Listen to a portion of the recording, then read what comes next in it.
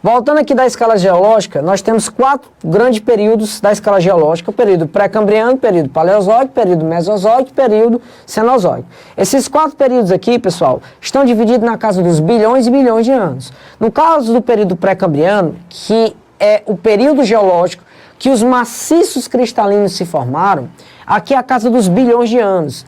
O maciço pré-cambriano varia de 4 bilhões de anos a 800 milhões de anos.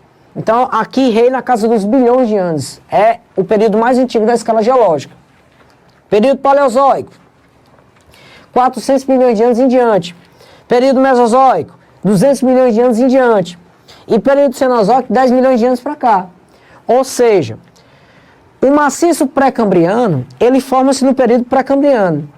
Aliás, o maciço cristalino, perdão, ele forma-se no período pré-cambriano. Mais uma bacia sedimentar se forma no período meso e paleozoico, entre 400 e 200 milhões de anos. Significa dizer o que, professor, isso? Significa dizer que para uma bacia sedimentar existir, obrigatoriamente é necessária a preexistência de um maciço cristalino. Agora vejamos o que é uma bacia sedimentar. Vamos lá, professor, slide show aí pra galera. Olha aí uma bacia sedimentar.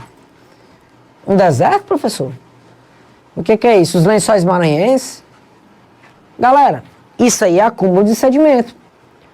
Tendo não apenas um olhar de turista, mas um olhar um pouco mais, uma concepção mais geografês da coisa, se você tiver essa concepção, esse olhar mais atento, você vai ver que isso é acúmulo de areia, é acúmulo de sedimento. Regiões de acúmulo de sedimento são classificados como bacias sedimentares. Aí você pergunta, professor, como é que forma-se tanta areia? Como é que se forma tanto sedimento? Ora, pessoal, os sedimentos se formam a partir do desgaste das rochas existentes. Espera aí, professor. Se você acabou de falar que o maciço cristalino, aliás, se você acabou de falar, perdão, que a bacia sedimentar, que nada mais é do que uma região de acúmulo de sedimentos, se forma a partir do desgaste de rochas pré-existentes do período pré-cambriano, a partir do período mesopaleozoico, então significa dizer que as bacias sedimentares que se formaram no período mesopaleozoico se formaram com o desgaste das rochas do período pré-cambriano. Exatamente. Professor, o senhor é doido. Você está ficando doido. Então, o senhor quer dizer que toda aquela areal de praia que eu vejo lá quando eu vou para a praia, aqui no Ceará tem praias lindas, galera. Mas praias lindas, venha para o Ceará, venha visitar aqui o nosso estado, que tem praias incríveis. Quando eu vou para a praia, professor, que eu vejo aquele mundaréu de areia na minha frente, aquela ruma de duna, aquela falésia linda, maravilhosa, que só que tem Capuí que dá exemplo, se Deus quiser, eu vou passar uns 4 dias de molho por lá.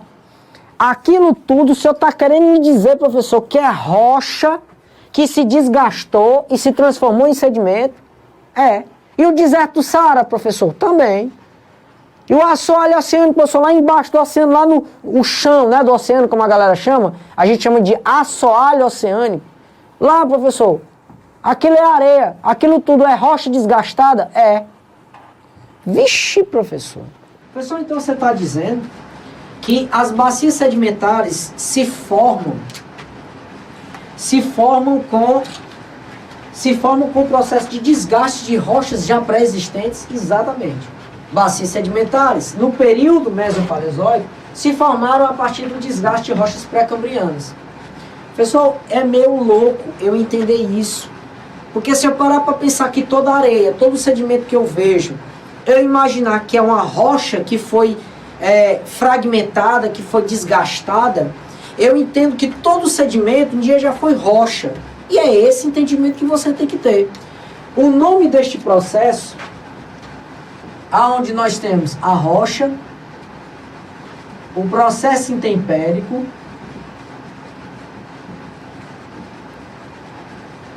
o processo intempérico, lembrando, é o processo de desgaste da rocha. Rocha, processo intempérico e formação do sedimento.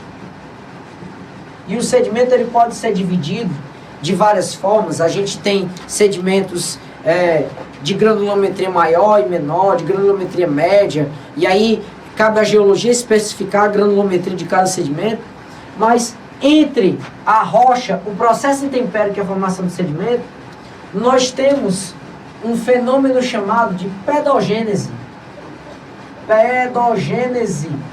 E o que é a pedogênese, professor?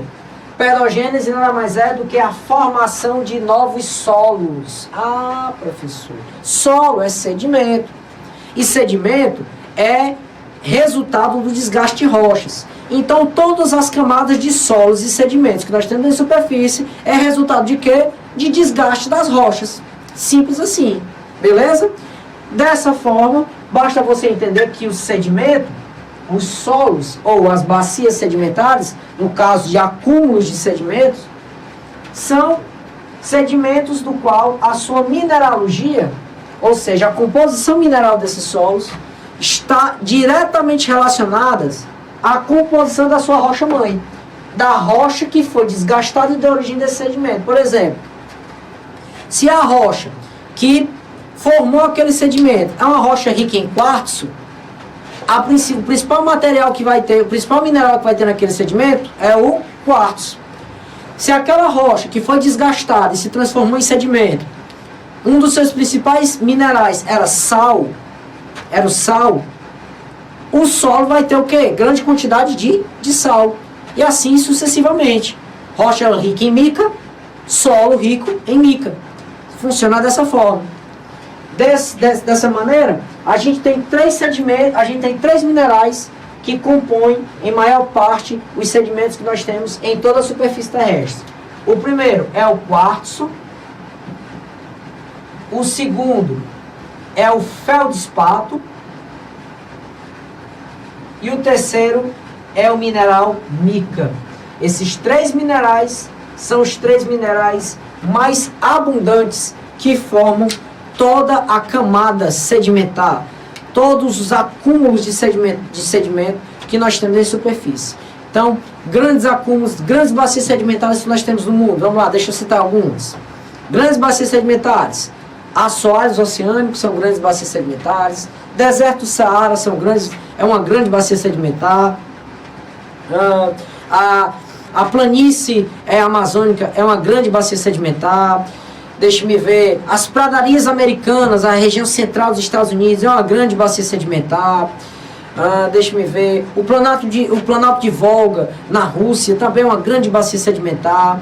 O Planalto do Tibete também é uma grande bacia sedimentar. O deserto de Gobi, na China, é uma imensa bacia sedimentar. O deserto de Gibson, o deserto de Victoria, na Austrália, também são imensas bacias sedimentares. No mundo, nós temos como principal estrutura de relevo predominante também as bacias sedimentares, que recobrem cerca de 72% de toda a superfície terrestre, galera. Ok? Hoje nós falamos sobre estruturas, de relevo, do qual iniciamos maciços cristalinos pré-cambrianos, rochas magmáticas intrusivas e extrusivas, formação de crostas terrestres e formação de maciços de embasamentos cristalinos. E introduzimos a bacia sedimentar. Bacia sedimentar que nós vamos aprofundar os conhecimentos sobre essa importante estrutura de relevo brasileira somente na próxima aula, galera.